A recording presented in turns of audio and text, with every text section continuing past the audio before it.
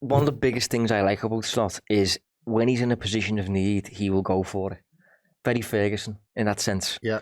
He'll up the risk massively, and he'll go for it basically. And I think he's of the mindset that I would rather, win a few and lose here and there in our attempts to win a few than pick up a draw. Yeah. So I had no massive issue with Liverpool going for that, because up until then it hadn't really, a lot of the players on the pitch hadn't really thrived. You end up creating a lot on the back of this. But the problem is, once these equalise, they're then left on the pitch. And number one, they're not very tall as a unit. And number two, they're very, very, very offensive. So you're going to get done going the other way. And in all three games in the past week, against Chelsea, Palace, and Man United now, we've equalised. And lost. And ended up losing the game. Yeah, usually through a set piece. And that's because you're left with this. So as much as I didn't mind that, Slot needs to make it so that he doesn't have to do this. He needs to get to the hour mark, ideally with a lead, or at worst with the scores level, so that he doesn't have to, put his balls on the table and go a bit mad. Well, that's the problem, isn't it? There's so much of that. But like, I would say that this lad here, Curtis Jones, deserves to start. I think Hugo Ekitike deserves to start, and obviously Chiesa comes on at some point, doesn't he? For Isak, is that right? And Frimpong comes on for Salah. I think he deserves to start, but I keep saying this on shows, so apologies everybody, I don't see that he's a winger anymore. I see that he's just like a second striker, sort of foil more than anything else. He knows where the bloody goal is. Makes things happen. You want him in these areas. I'm just not sure he can fulfil the Gakpo role for 90 minutes. I don't mind 20 at the end, but yeah, I'm not sure he's going to be able to do that for 90. What about an hour? The full track back and everything, I think he's more this nowadays. I really do, and I love him to bits. Yeah. But I think he's competing with Ekitike and Isak. Yeah. I'd rather try Ekitike, who I've never seen play over there on the left, than maybe give Chiesa a go out there for a sustained amount of time. And that might be insane, and I understand that. So for me, he's begging to start, but I'm not sure he's got a place to start. He needs to start. He deserves to start. In Curtis Jones. I think on Wirtz, we've seen him now in, I think, 2 consecutive Premier League games he started on the bench.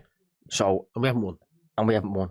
That's crucial, yeah. So, early chat in the season was Wirtz is a problem. Wirtz is the problem in the eyes of some people.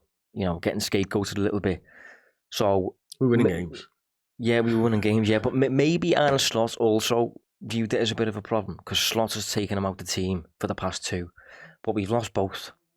And you could argue in both games we've looked a bit better with Wirtz on the pitch. So I think now the experiments of, demoting Wirtz to the bench, I think he comes back in the team for me. I would bring him back in. Jones, you're spot on about. And Ekitike, you're spot on about. But the problem you've got is I think he loves McAllister. And I do as well. I like to fit McAllister. Exactly. Don't love this version of McAllister at all. No, neither do I. I think he's desperate to play him into form though. That's why he keeps getting minutes. But you could argue he's not deserving of them.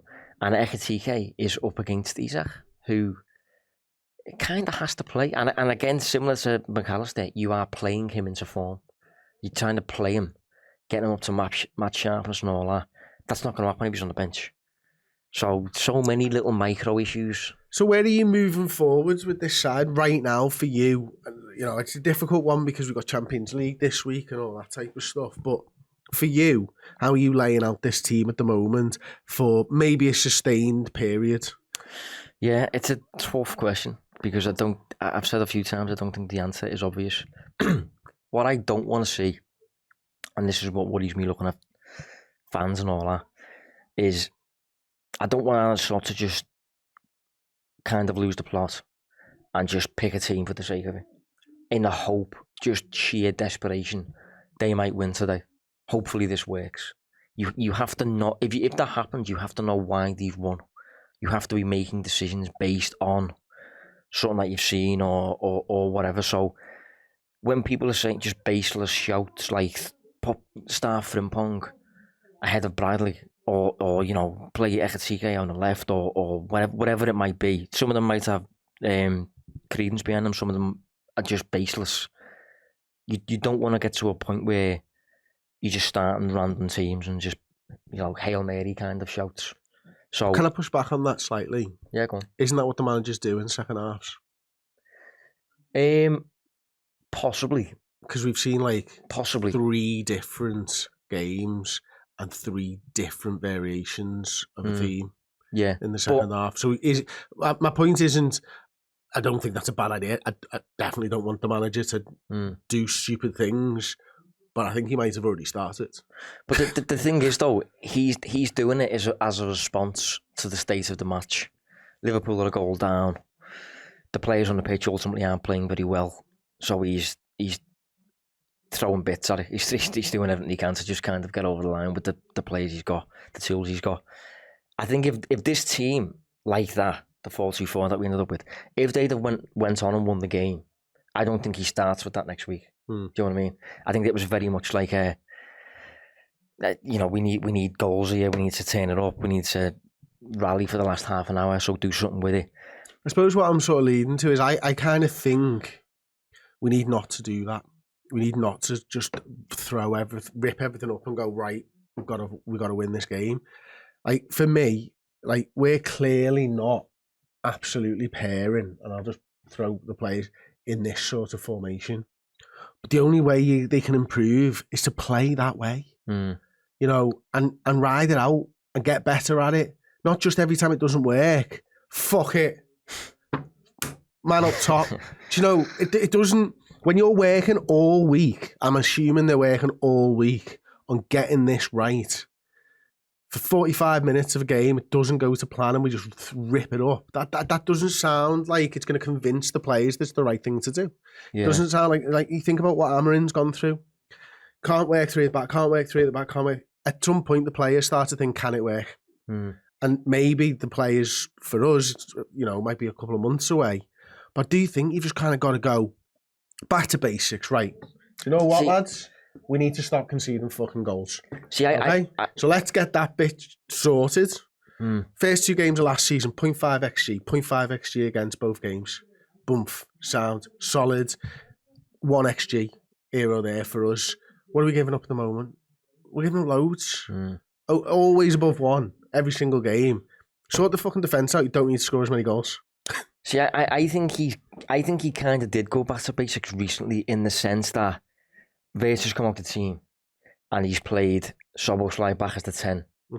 And he's playing with an ordinary right back now, like an actual right back in Conor Bradley, who again has been at the club for a good few years. Kerkez isn't that different to Robertson, and Isaac is a proper 9, you know, a better 9 than the lads we had playing 9 last season. So I think what we've seen over the past 2 weeks has been Slot almost attempting to go back in time a little bit to basics, and then we'll take our time to integrate Verts and Ekatike and Frimpong and whoever. But we've lost both. So I don't know. There's a lot going on. It's really tough, isn't it? I am going to just bring up. I did some of the stuff on the XG stuff, and it's on a shitty little Google Excel sheet for you. It's on the bottom of that agenda as well, mate. For you. So last year, 24-25 first 8 games, we actually won the XG battle 8 times. This year, we lost 2 of them, drew 1 with Arsenal, and won, I think it was 5 of them in total. You can see it all there. But XG against 1.3, 1, 2.9 in our last 3 games. You know, it's been a little bit of a struggle for us, whereas, you know, we go and win 7 games and we lose 1 last year, but we won the XG battle in all 8 of them. We've won 5 and lost 3 this year, but we've had only 5 wins in XG, 2 losses and 1 draw in XG. It's not been in the numbers as good as last year and in the eye test either. No, it hasn't. I'll go back to what you asked me a few weeks ago. As in, what is the crucial side to get right first? Is it the on ball? Is it the off ball? Are you still on the off ball side? Because generally, I think you're right. It usually the defence comes first. But I don't know. It's so messy. I think conceding after 60 seconds in this game. no, it doesn't help. Christ. I think for me, you can get the off-ball stuff right because we've got good enough players who can create moments to win games if everything's solid at the back. But my word, the build-up at Liverpool is terrible. Yeah, it is. The build-up's bad. It's terrible, and I think that is probably our biggest problem. And I've sat here week after week after week saying it, and it's just like no one else is saying it, and I'm sort of like, am I the only one thinking that Liverpool can't keep the football anymore? And like, it's just mad. But I think that's a profile thing. I think, Kirk is about half as progressive as Robertson with his passing. Van Dijk, good. Kanate has his moments, but I think generally I wouldn't call him a ball-playing centre-half. And at right-back is the big one. You've lost Trent, quarterback, and you've gone towards Frimpong or Bradley. And you've got Gravenberch as your 6. You could argue Trent was kind of masking Gravenberch's passing range a little bit last season. Now Trent is gone, there's a bit more of an onus on Gravenberch to showcase what he can do on the ball, passing-wise. And he's not that elaborate with it. So I agree, getting the ball to these guys is definitely a big problem. And if you think about like how we solve this in terms of a team or something, it does feel like there's quite a few issues in there. Like one of the players who I think is, abysmal against Man United is Mo Salah. Yeah. But he's arguably the one in the whole squad you don't have an alternative for. Yeah. If you take him out, who'd you put in? Well, this is the point, isn't it? Unless you're playing Federico Chiesa out there or Rio Ngamoa. You can't put Ngamoa out there. No. Ngamoa's got to be on this side. You've only got Dom and Frimpong are the only other options, and I think you need Dom in the midfield, and that's why I'm fed up with Dom at right back. Yeah, I just think it's ridiculous. I think you've got Chiesa as an option out there, but you make the right point earlier that he probably can't do an hour longer than an hour. You've got Frimpong potentially who can play there, but I don't like it because he's right-footed, and he ends up doing the same thing over and over again. Maybe you could test Szoboszlai out there. That's one place he hasn't played. It certainly improved the press. Certainly improves the defensive elements of our right side. It would allow us to press, wouldn't it? Yeah. But ultimately, if you do any of those things and it works, you can't then spend the rest of the season with Salah on the bench. No. Salah's getting all the money. You've paid Salah. So he has to be delivering on the pitch, and he's Salah. So if he's on the bench every week, that's immediately going to be a problem. Huge problem. So it's almost like you've got to just ignore that. You've got to just leave him on the pitch. You can't really do anything else. But fucking hell, mate. I've been ignoring him for fucking 6 weeks. He's not done anything. Like, you know what I mean? He's anonymous at the moment, isn't he? And it does. You can't help but think, can you? Shit, was that it? Was that the cliff? Have we just seen him go over it? It'd be interesting because you would never ever think at the end of last year that we were close to the precipice. No. It'd be interesting to see how he'd be performing if he had the Trent feeding him from behind or something like that. Maybe, that's a big loss for him. This is why I was, tipping a fullback more in the mould of someone like Pedro Porro in the summer. Because you'd keep elements of what Trent was doing, albeit not quite as special. But we've completely restarted at fullback a little bit, and it's hindering us. No, can we just move on to the midfield a little bit, because I think the midfield plays into everything on the pitch more so than any other sort of unit. I said this on the build-up show this morning. I just wonder if he plays these two, specifically Curtis Jones and Dominic Szoboszlai together, sometimes you stumble into something. And I just wonder whether they've got the ability off the ball and on the ball to be able to actually free these up a little bit more and get a little bit of coverage in behind them. And I just wonder whether that might be a midfield three that could work. I just want your opinion on that. Yeah, I think it could. I think, you naturally want Szoboszlai on the pitch. I think Jones has done enough this season so far to be deserving of a start. Again though, like my first thought is just, but that means Gravenberg's on the bench, and that means McAllister's on the bench. Is that like a long-term sustainable solution? If you're winning games. Is it though? If you're winning games. Benching them two. If you're winning games. If that happens and it works, it weren't the plan initially. There's no way it could have been the plan for Gravenberg and Mac to end up as bench players. But you've been saying for weeks, one of them is going to have to sit off. I know. But I think that this scenario's two, but yeah, that one for me, it was always going to be one at least. I am happy at the moment to bench McAllister. Yeah, I think everyone is. Yeah, except Slot. Because he wants to play him into form. He wants to play him into form. So here's one question for you. Based on how we've played in the season as a whole to date, how far away from it would you say we are? How far off it? Because 3 to 4 months. No, I mean how far as in percentage? Yeah, like is it? Oh Christ! Is it a tearing up the blueprint, or is it a subtle tweaks thing, or a bit in between, or what? Because I would like I think personally we're still in the position of tweaking it here and there. I think you start entering dangerous territory when next week you've got Gomez there, you've got Szoboszlai over there, you've got Ungamoa playing there. That people start coming to definitive mad suggestions when you start losing games. You don't want to move too far away from what we've been doing, because we did win 7 on the bounce at one point. So I don't think we're like. I don't think there's much we can do with the back line. I don't think there's much we can do with the front line. That's the key for me. Yeah. And that is you picking 3 of 5. Mm-hmm. It's not, I wouldn't say it's revolution. I do think there is definite things that we need to do and build up. Again, we make it difficult for us. We picked this up in the first couple of games of the season, didn't we? We picked it up in the summer. We flagged this as a thing. I distinctly remember saying, if you're buying Frimpong, it was mainly a Frimpong thing, but I remember saying, if you're losing Trent, you're replacing these with flyers. You can't build the same as you've been doing. And I distinctly remember saying that. And that I think, for me, above anything else, is what's annoying. The fact that this was so easily foreseeable. But we've just done it anyway, and it's obviously not working, but it was never going to.